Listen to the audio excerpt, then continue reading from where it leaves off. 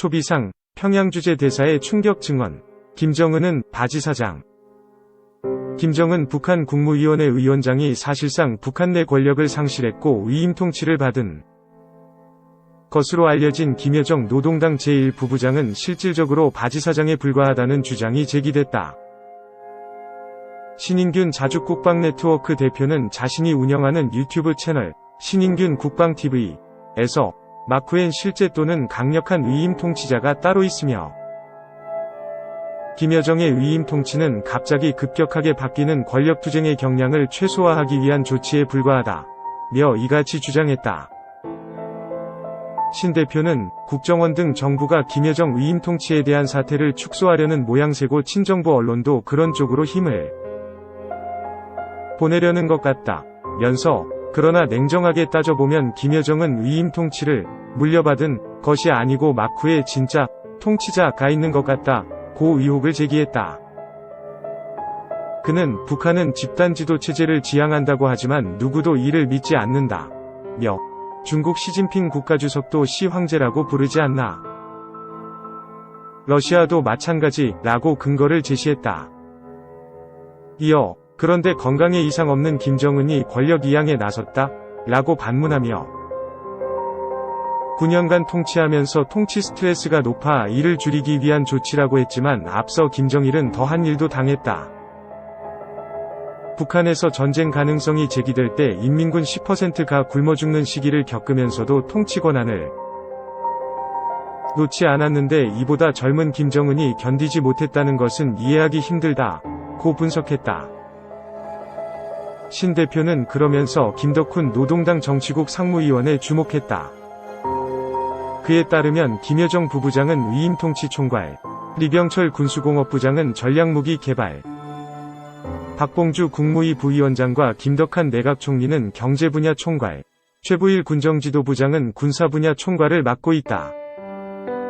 신 대표는 청와대로 치면 각 수석이 있고 비서실장 등을 선임해 북한 내각 구색을 맞춘 것 같다 면서 그러나 김덕훈은 라이징 스타 즉 새로운 인물이다.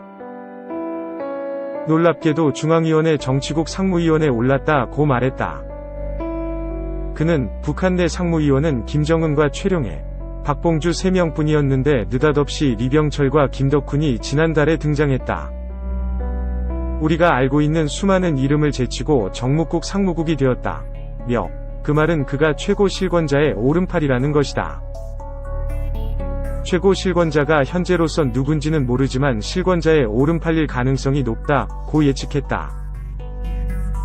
그는 리병철이 주도하는 전략무기 개발 분야가 하나의 파트를 맡고 있다는 점도 위화스럽다고 했다. 신 대표는 전략무기 개발은 군사분야 총괄에 수렴되어야 하는데 따로 두었다.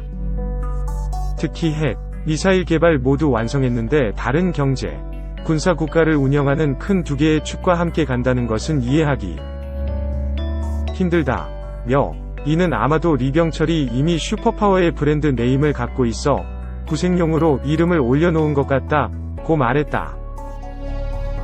이어 그럼에도 불구하고 리병철이 김여정보다 더 힘이 셀 것이라고 예측했다.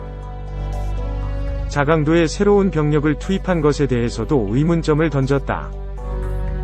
신 대표는 북한이 평양과 원산 상륙 임무를 맡고 있는 3군단과 7군단 병력 4,500여 명을 최근 양강도로 파견시켰다.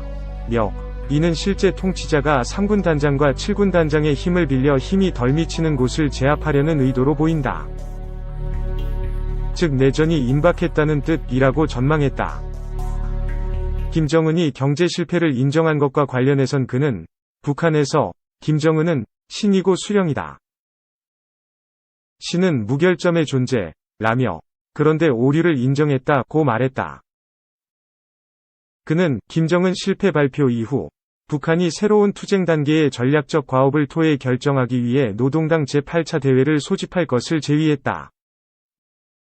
이는 즉 8차 대회가 개최되기까지 북한 내부에서 치열한 권력투쟁이 생기는 급변사태가 일어날 수 있을 것으로 본다고 강조했다.